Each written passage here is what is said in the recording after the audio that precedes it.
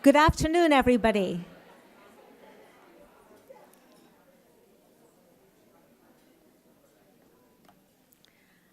Wow, very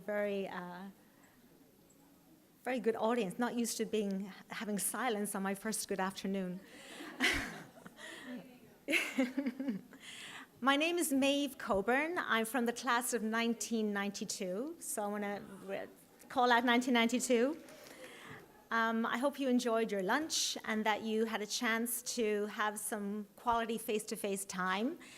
Our next topic is one that's dear to my heart. It's leadership, networking, and how technology can help or hinder that.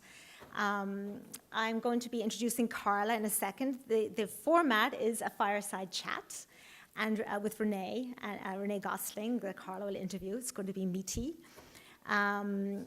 And so basically, Carla has been an amazing fellow sister with the New York-based committee helping to organize this event. Carla has hosted an amazing session in her home that I wanted to acknowledge because it's really about making contact with us women face-to-face, knowing that technology is important, but so is the actual contact. And I actually hosted recently an event on personal branding at L'Oreal too, which was quite an interesting debate and exchange as well. So Carla is co-founder and managing partner of Electa Partners, which is an investment advisory firm.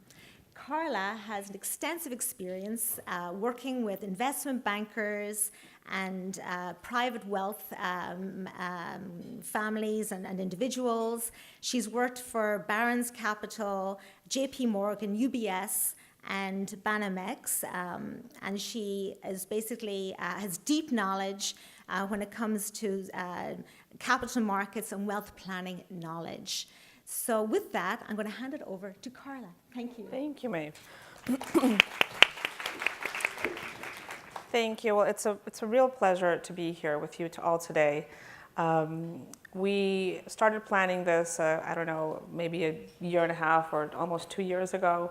And it's been really a fantastic experience. So I really encourage everyone here that is not from New York, everyone from New York as well, to join us, but everyone that's not from New York to do something like this in your areas or regions because it's been a blast.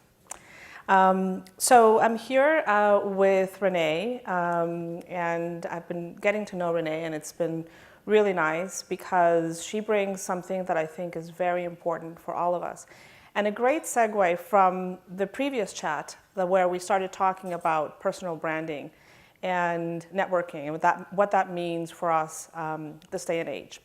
So Renee is a senior lecturer and research scientist at the MIT Sloan School of Management.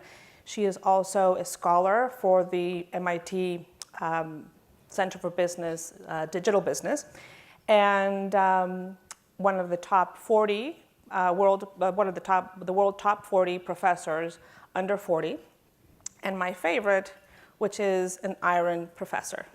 And she can tell us what that is, which I think is so cool. And Renee enjoys learning about technology, about behavior, about self-perception, and decision making. So she does all of this through experiments, which I think is also very interesting. So Renee, I don't know if you'd like to maybe introduce us a little bit about, just talk a little bit about, maybe a little bit about the iron professor. I think that's very cool. And then we can go into talking about the topic. Sure. Well, hello, everyone. Thank you for having me. I didn't realize I'd see a bunch of familiar faces, so to all my former students, it's so good to see you. I'm also from New York. I'm from Brooklyn. Right across the bridge there. So this is really, really nice. So thank you for having me.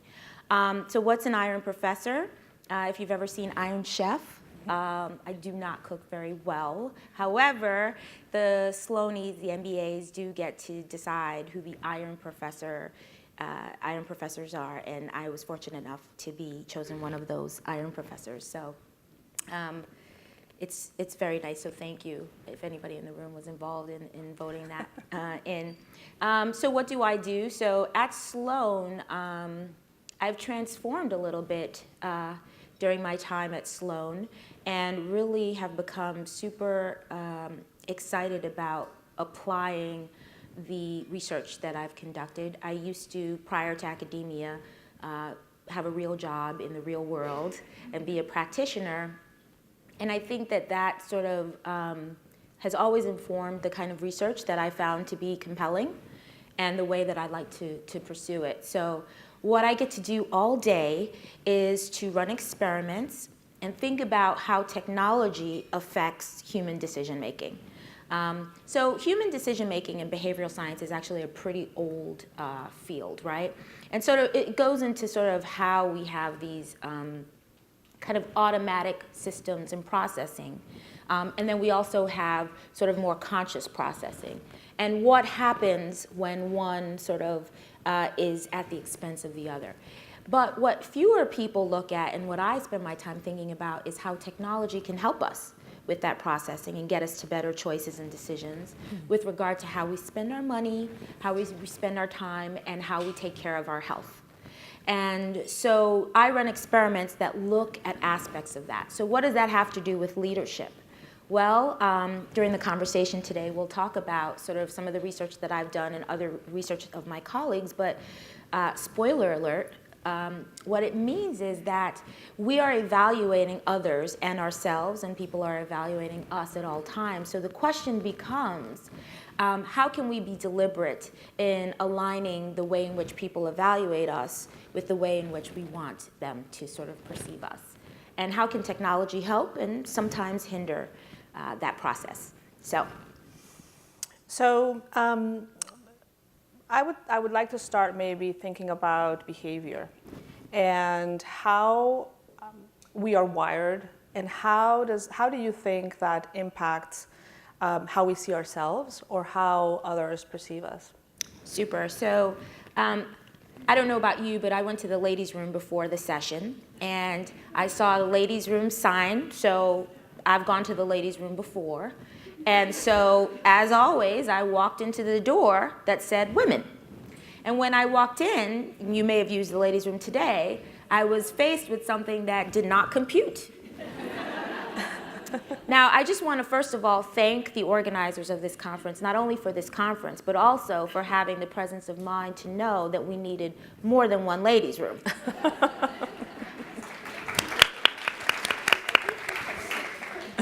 But that right there is an example of automatic processing, right? So time and time again, we've seen the sign that says ladies, we've gone in, and what happened was the sign was not consistent with what I saw, and so maybe like you, what I did is I turned right back around, I went back outside and read the sign again. And that wasn't enough for me. So there was a nice lady who's hosting this event. She stood there with a knowing look on her face. And I said, "Is this the ladies' room?" Now, I'd read the sign 3 times at this point. And she said, "Yes, yes, yes, we made more room for the ladies' room, etc." And so then I finally went in. So that's an example of how we're wired, right? We know and have read consciously what's on the sign, but we have practiced a very different type of behavior. Now, that's a silly example, but this happens to us all the time.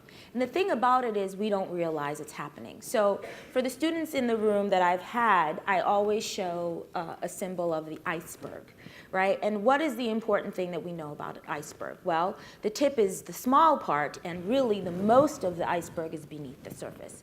Well, our minds work the same way. Our conscious processing is like that tip of the iceberg, and our conscious processing can really only handle a very small amount of information. Even intelligent people like yourselves can only process so much at a time. So much of what is happening and what is affecting our decisions are outside of that conscious processing, because we can't simply attend to everything equally. And that non-conscious processing is doing things like noticing that I'm a woman, noticing that I'm a black woman, maybe noticing a Brooklyn accent, maybe noticing how I'm dressed and things of that nature. And you may not think that it's affecting the way you view me, but it is. So what I do with my research when I think about these systems is I think about how that works, and I think about how we have these mind processes that we now increasingly outsource. So if you drove to get to this place today, or took an Uber or a Lyft or some such, you may have noticed someone using Waze, for example, to get here. Now, I don't know about you, but I use Waze almost every day when I'm driving into campus. And I do it every day, so I know exactly how to get there. But I listen to Waze almost faithfully. Waze tells me to turn left. I will turn left. You don't want to go against Waze. But the thing about it is sometimes Waze is wrong. Sometimes Waze doesn't know shortcuts that I know. And sometimes people are gaming the system of Waze. So when do we decide to use our systems, our algorithms, and when do we decide to outsource it to technology? And what are the implications of that? And that's the kind of stuff that I think about and that we need to be thinking about as leaders. And my sense is that there must be some things that are beneficial to that. Yes. That you know, depending on technology is great, but then there must also be some consequences or negative aspects of that. And how do we bring that to ourselves? Yes. How do we bring that to how we perceive ourselves, or how do we maybe portray ourselves to others? That's right. So there are benefits, like Waze getting me there sooner, and then there are drawbacks, right? Let me give you an example of a potential drawback. Whoops. Guess I didn't have an example here, but that's okay. Next one. Yeah, is it the next one? Here we go. So this is ostensibly the most beautiful woman in the world. This is not a picture of me. She doesn't look anything like me. But this is a computer's output. This computer, machine learning, which we've talked about a little bit today and you're all familiar with, this machine has paid attention to what we humans like and has come up with the most beautiful woman in the world. Now, if you look like this woman, awesome. She kind of looks Angelina Jolie.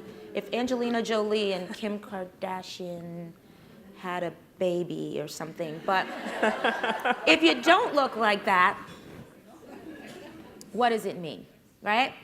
So this is one example. Here's the thing. We have biases, cognitive biases in our minds, as I told you, the iceberg. But machines learn from us. And so what machines do is they also can replicate those same cognitive biases because they are learning these machines. And so one of the things that we need to be really brave and conscious of is the assumption that the technology is always superior and it always gets it right. It's dispassionate, it's rational, it's purely factual. Another example of this, if you use Google Images, and you Google 3 teenagers, a picture will come up of, it looks like, sort of a pep rally, 3 teenagers, and they're sort of doing this with pom-poms. And you do the exact same activity and you Google 3 black teenagers. And the images on Google Images that come up are mugshots. Whose fault is that? Is Google Images racist? Absolutely not. This is an algorithm that's merely reflecting how we think. If we don't like the reflection, then what should we do?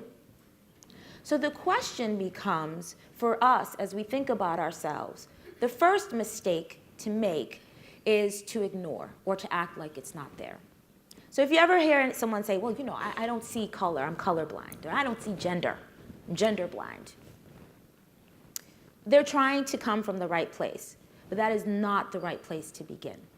The first thing that we know about cognitive biases is they don't work as well when we make them from the unconscious, we bring them to the conscious. So now, it's important for you to start to check your own cognitive biases, because we can internalize and perpetuate them as well. One of the things that I share sometimes is footage of the doll test. The doll test is research that was done in the 1950s, but has been replicated ever since and shows the same result. In the doll test, you have children who are barely 2 years old. They're barely able to articulate and to speak. They're adorable. And in this doll test, they're all black children. And they're presented with one black doll and one white doll.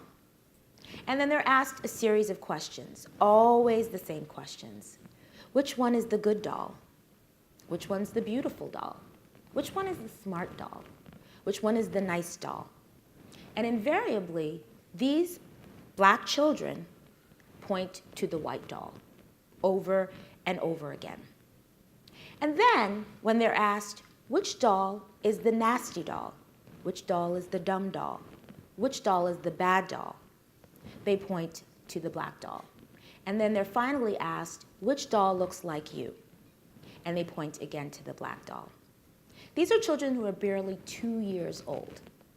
If 2-year-old children can internalize these same cognitive biases, then all of us who've been on the earth for a lot longer than that will probably have these things that we need to think about and unearth. So in the previous session, someone asked about the gymnasium that was filled with women. And on an almost monthly basis, it was drama in the business and a lot of, emotional turmoil and does this person like me, etc.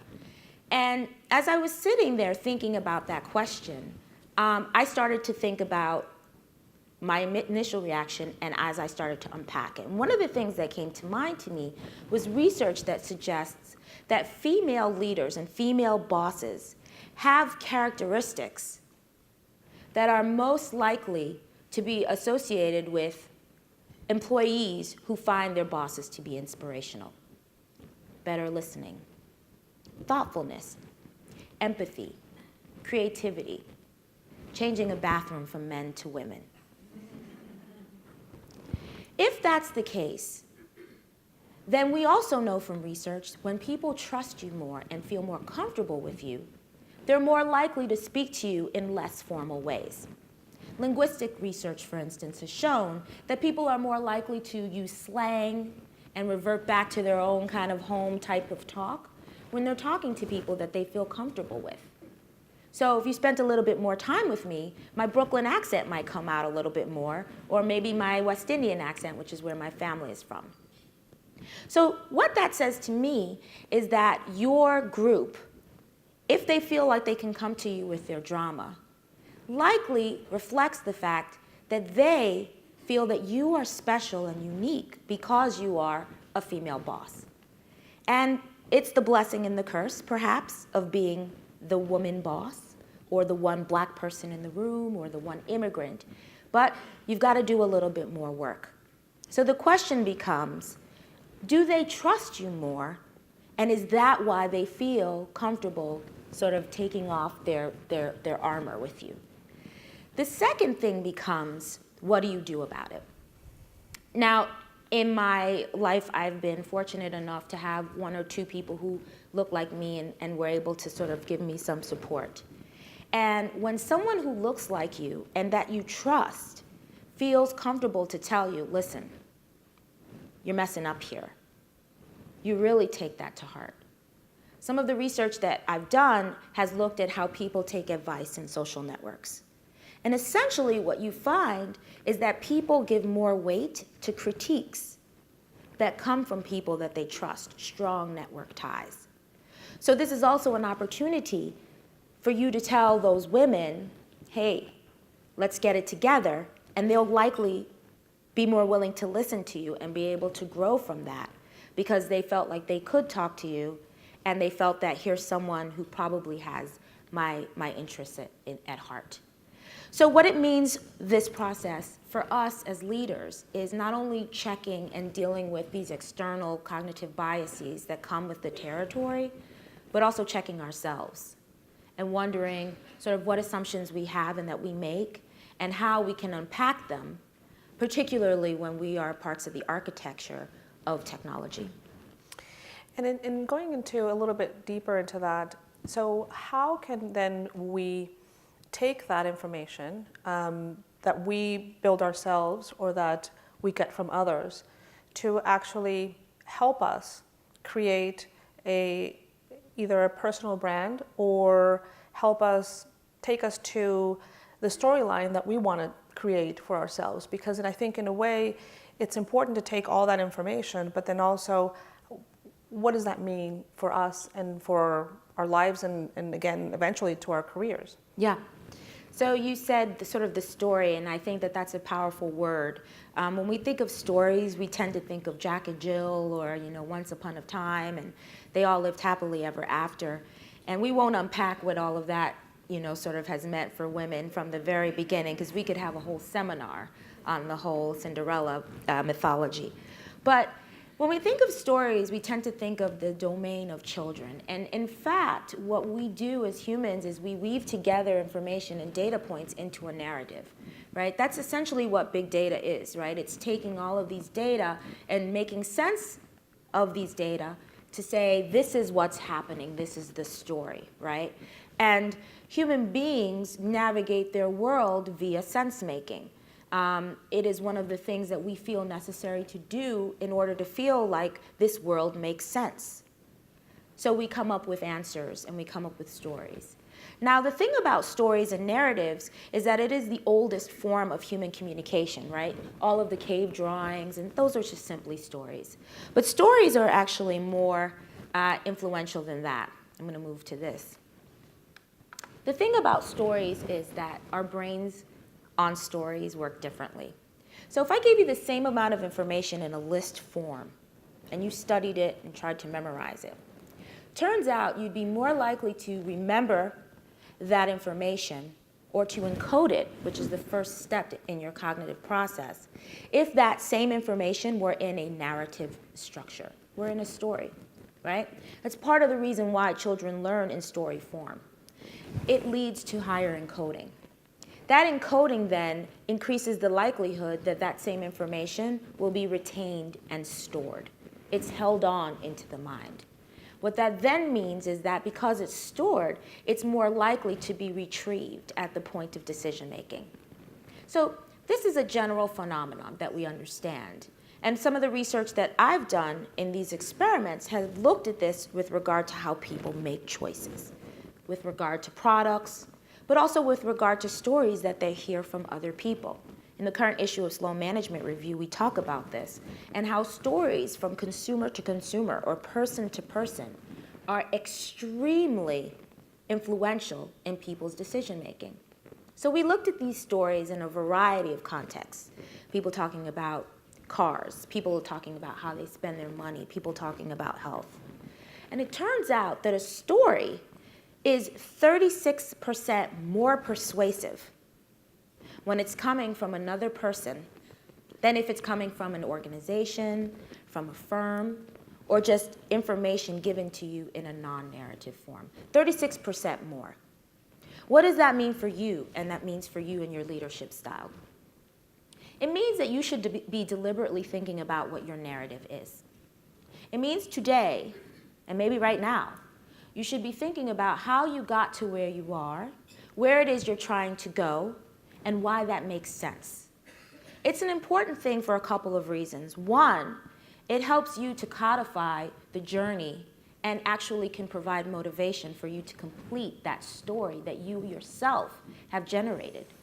This is my story, and so I'm more likely to want to make it happen and make it true. But it is also very useful when it comes to meeting other people and inspiring people. Not only people in a network setting where you exchange business cards, but also people who report to you. If you have someone who's your superior, your boss, and they say, I've always been a winner, never had a problem, I've always been able to sort of take charge, and that's why I'm here. Well, good for you, you'd probably think. But it's not very inspirational, is it? No, what's more inspiring is to be able to craft a narrative for why you are pursuing what you pursue that has an element of vulnerability and of achievement in it. Now, when I say vulnerability, I don't mean a sob story, let's all have a good cry together. What I mean by vulnerability is that leaders who are able to demonstrate some vulnerability in their personal narratives and having an achievement and overcoming that have been shown to be far more inspirational than leaders who show no vulnerability whatsoever and are Teflon. So when you think about your leadership style, when you think about your own narrative, think in a very pithy fashion how you can develop your own elevator pitch, really, that says how you got to where you are from where you came. I guarantee you, people will be more inspired, will encode who you are, will store it, and be likely to remember you if you come up with a narrative that's based on that than just simply, here's my resume of impressive achievements. And how about if we add a twist to that? Yeah, let's add a twist. And so one of the topics that we gave everyone to talk about during the break was, well, what happens, when you come out of Sloan and you have a degree from MIT? Impressive. And so, but what does that do to your own thought process of where your career should go? Yeah. Or how are you perceived by others? And then what do you do with that? Is it something that is, of course it's fantastic and it's magnificent in many ways, but does that do something to you? Yeah. The answer is yes, it does something to you. Carla, last night when we were at dinner, I told you, so I'm the first person in my family to go to college, and I went to a different school down the river in Cambridge. But I remember when I was leaving for graduate school, actually, my uncle said to me, go there and you make sure you succeed. You are doing this not just for you. You're doing this for your family, for your people in the Trinidad, and for your race.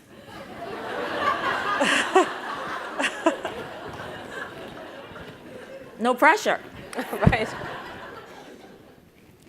So well-meaning people will say things like this, right? Right. Well-meaning people will basically put this immense and tremendous pressure on you. And then when you get that seal of approval, you've gone to MIT. It's almost like they expect, the sidewalk to turn into, the brick paved road, the gold paved road, and so you will have this journey and this trajectory that will be up, up, up, up, up. But life doesn't work that way. Life doesn't work that way. People get sick. People change direction. People decide what I thought I wanted, I don't want anymore. People decide what everyone wants from me is not what makes me happiest. And so, I'm very fortunate to be able to stay in touch with a lot of my former students. And it is truly an award every time one of them, gets in touch with me and asks to hang out. And then more than that, actually talks to me about more than just, hey, this is how my life is awesome and everything I'm doing at my job. And some of the stories, which I'd love to hear from you all, about people's expectations, it's so effortful. So much of the anxiety and the effort seems to be around making sure that those expectations are met, or what will I do if I don't meet those expectations? And I actually had some conversation last night with some of these alums and divulged some of my own nonlinear trajectory. So I'll share this with you right now. So got that full talk, first person in the family to go to college, immigrants, hardcore. Go to graduate school, get a position, a tenure track position as a professor at MIT. Oh, it's just couldn't get better than that. And then I got really, really sick, like really sick, out of the blue. And it derailed me, not just physically, but also because I was not used to not being in control. I grew up hearing, if you work hard enough for it, you will get it. And that had been my mantra. But sometimes your body betrays you, and no matter how hard you work, you won't get it. In fact, the more hard you work, the more your body says you need to sit down and rest. So for several years, I really, really struggled with this. And I struggled with keeping that to myself and not telling people about that situation. And talking with some alumni last night, I shared that situation with them because when you think about people's expectations of you and you think about the goals you set for yourself, there are some tools you can use to help you get to a place where you're happier. And one of those tools is to engage in a perspective-taking exercise. So I found myself at this crossroads where I was either going to pursue tenure or I was going to try to have a baby, both of which are pretty difficult. The tenure thing is pretty self-explanatory. The baby thing, maybe not so, but because of my illness, I wasn't able to carry the child myself. And try as I might, I was basically hurting myself by being dogged in this goal. And so I found myself at this crossroads to decide whether I was going to fulfill the dreams of my people or become a mom. And I engaged in a perspective-taking exercise, and here's how it goes. You think about the goals that you're choosing between, and you think to yourself, I've got it. So whatever that goal is, this job, this achievement, imagine you've got it. All the pain and the work is done. You have achieved it. You now have it. So now, tomorrow, you need to get up and you need to live every day and do what has to be done given that you've achieved that goal. And if engaging in this perspective-taking exercise, your gut, and this is when you should follow your gut is telling you, oh my gosh, I am beyond happy. Just the notion of being in that place has taken so much stress and anxiety, and I am beyond at peace, then you know that you should be trying to get that goal.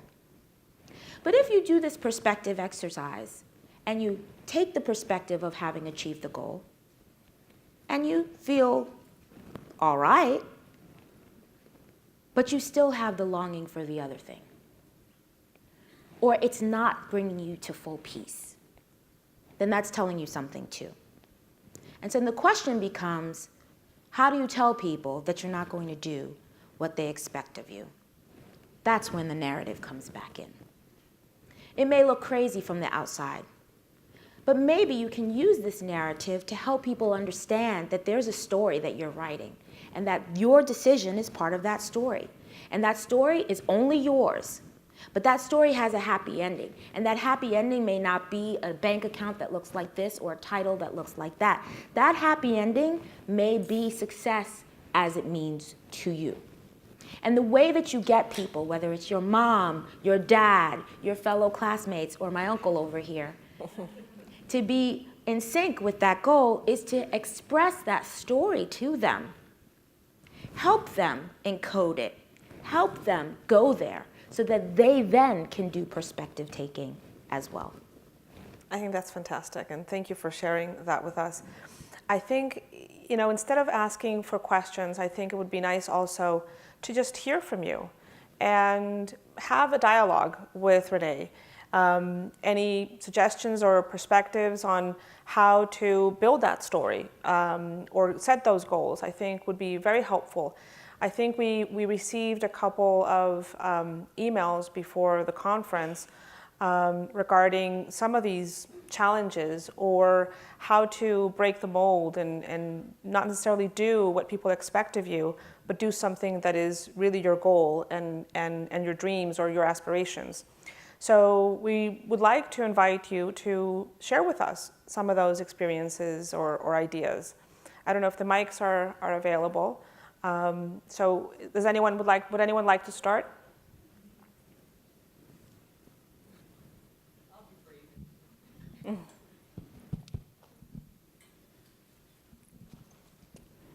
Oh, hi. Hello. I'm Renee. This is actually a story. And first of all, this has been fantastic, and I've been taking pictures and sending it back to my team. Awesome. So I work for Visa, and I helped launch our innovation studio here in New York.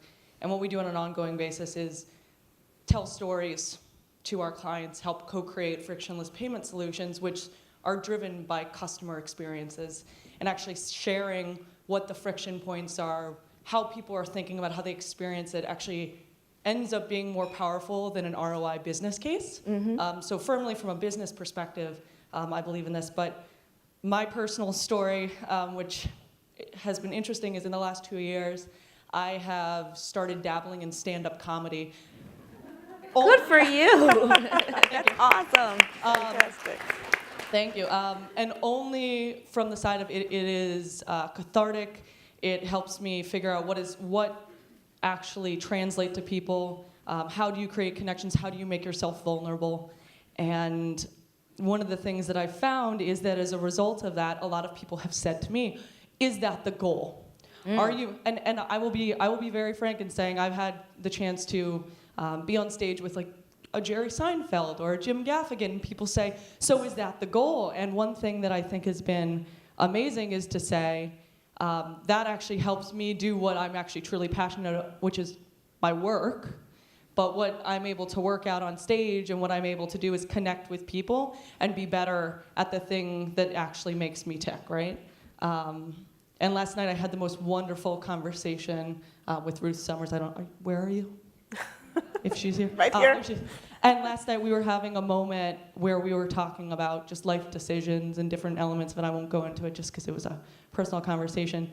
But as I took something that's been really hard for me to think through on my own, and I brought sort of humor to it and was able to connect, that moment was really magical, both from a personal, a professional level.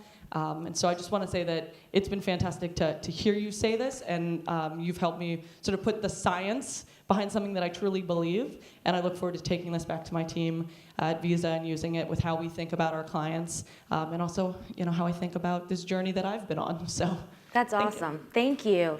Thank you.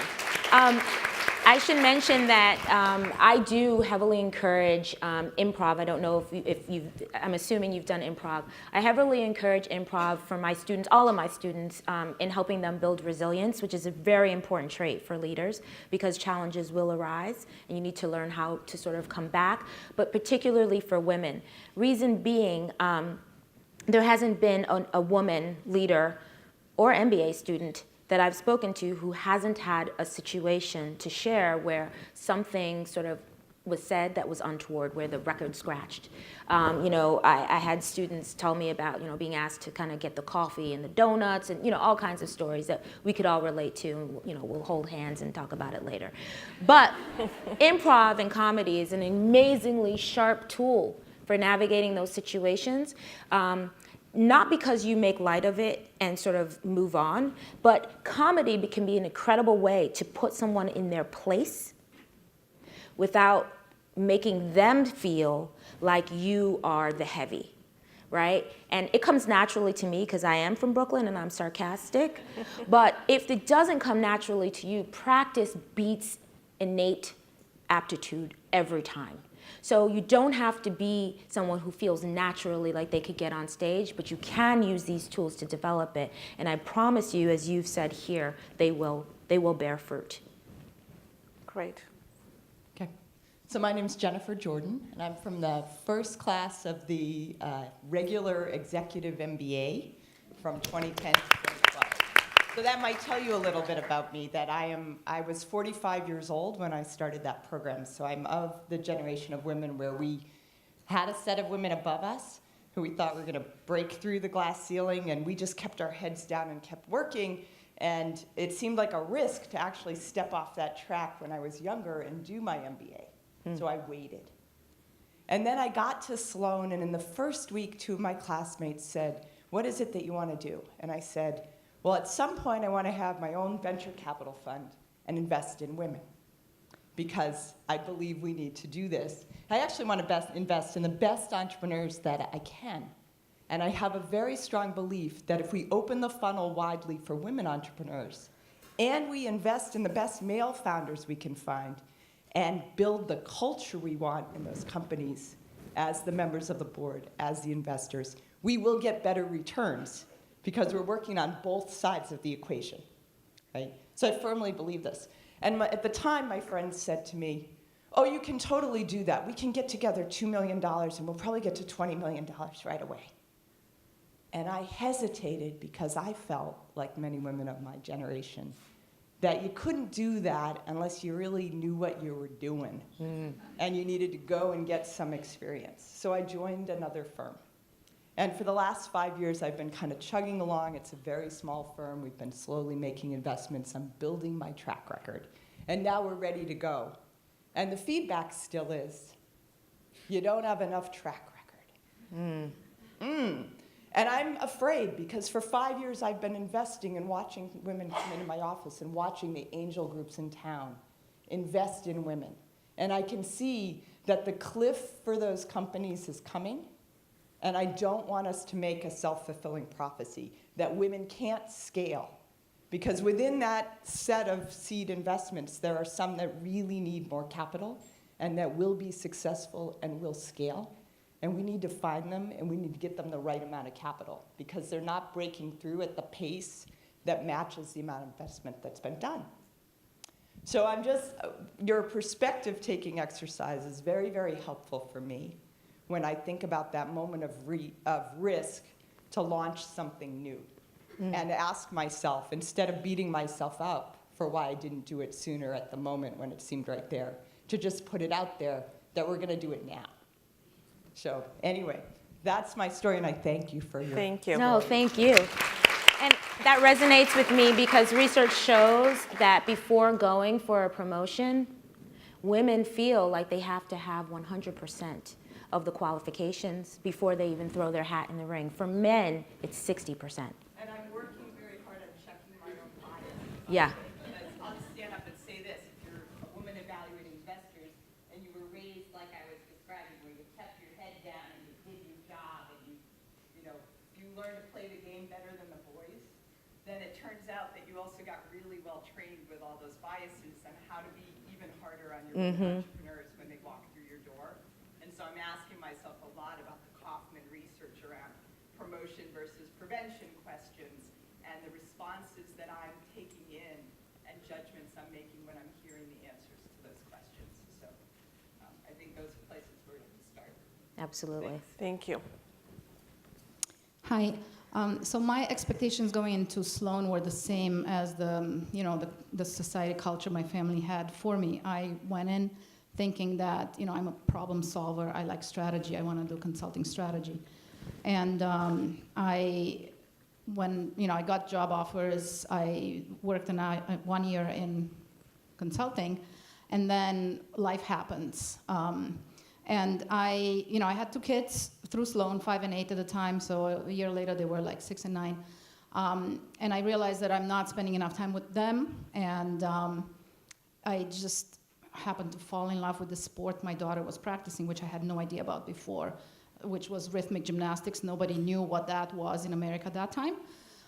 So it comes at the time when you think about, okay, do I choose logic? Do I keep the 6-figure salary and my back pain and my computer, look at it 12 hours a day and travel and miss all my kids' concerts and all that? Or do I take a leap of faith and follow a dream? And actually that's what I called my company, Rhythmic Dreams, which still moves me to this day. And it's lovely. Everybody loves this name. And over the next 15 years, I saw dream after dream come true. And we even have these T-shirts, which somebody said, you should totally wear that T-shirt at the meeting today that says, Rhythmic Dreams do come true. And that's kind of our logo. 15 years later, I actually started this company as a nonprofit because I never thought you could make money with this. Nobody knew it, and I thought, I have to depend on corporate sponsorship, on grants, things like this. Then we got too busy running the company, and I never had time to apply for a grant, so we actually never got a donation in 15 years. Nothing sizable. And we grew it to a point where my accountant and our advisor said, well, you have to separate your for-profit activities from the nonprofit team, because otherwise you're going to lose your 501c3 for the team. So 2 years ago, I started a for-profit S Corp, and now we're in 3 locations around Boston. We have different facilities. We're growing. My biggest problem right now is actually scale the staff, and we're just like with my board of directors here ad hoc, trying to solve some of those problems. But it's really, it's so fulfilling to me that now I kind of live a dream that 15 years ago I didn't think was possible, and I thought, I lost the husband over that because he didn't believe in that, and he's like, no, we need to pay bills, you need to keep your job, and I said, sorry, I was like, this is important, and I'm so happy that it actually turned true, that, sometimes you just gotta go with your gut feeling and let those, see what life has to offer, and just let the dreams come true. Yes. Thank you. Hi. Hello. I have more of a question than a complete narrative. I've had the pleasure of working in microfinance in developing countries and putting together a private equity fund to invest in financial institutions in developing countries. And throughout all that, oftentimes the main way of pulling heartstrings were anecdotes. And as you can imagine, there's amazing anecdotes from all over the world, Bangladesh, Uganda, you name it. What pushback and what I wanted to ask you, given we're talking about technology and curses and positives, is how to basically take the data so that you have that really strong base and then pull the narrative from that. So take the anecdote, but have the base underneath it. Because where I came from, it was very hard to then, and very expensive, almost too expensive, to collect the data from input, causation to impact. Yes. And so I wanted to. Yeah, I think that's a great point. So absolutely, we should be rigorous with the data we use to guide our decision making. However, once we have those data analyzed, the question becomes, how can we translate what we think is strategy that would be best, or the ideas that we'd like to proffer, into ones that are adopted? And the fact of the matter is that the data is most persuasive when presented in a narrative form. So the flow is nonlinear in the sense that your question, certainly this happens to me when I think about research projects, the question oftentimes comes from something anecdotal. Wow, that was strange. I wonder what's happening there. Or looking at a data set and looking at an outlier and saying, why is this outlier so far away from everyone else? So it may not be systematic at the beginning, but then of course there needs to be rigor and a systematic approach. But then the problem comes, and many women in leadership positions find this to be a challenge, is convincing others, right, to listen and to follow and to adopt. So that's when we start to talk about not saying, well, the data show this, so that's what people should do, right? I mean, that's not how people work, right? Any physician can tell you, you can prescribe medicine and exercise. Will people do it? Well, that's the next question. So it is not just a matter of the data show this. It's a matter of how you convey those data. But then, even beyond that, as we make inroads in technology and we become architects of this technology and we have more sort of visibility in this field, we must be careful to not reinforce those same cognitive biases that we have been, sort of experienced and that we sometimes may internalize. So I would say that women are well positioned to think about things in a holistic fashion. And that is an advantage when we're talking about technological advances. And I would hope that instead of simply saying, let me rely on the data, we use this holistic perspective to say, okay, but let's unpack those data, the biases or the assumptions that are associated with those data, and figure out a way to inspire or motivate people and to have them adopt the strategies that are best for them. Great. Well, thank you very much, Renee. Thank you, Really appreciate everyone.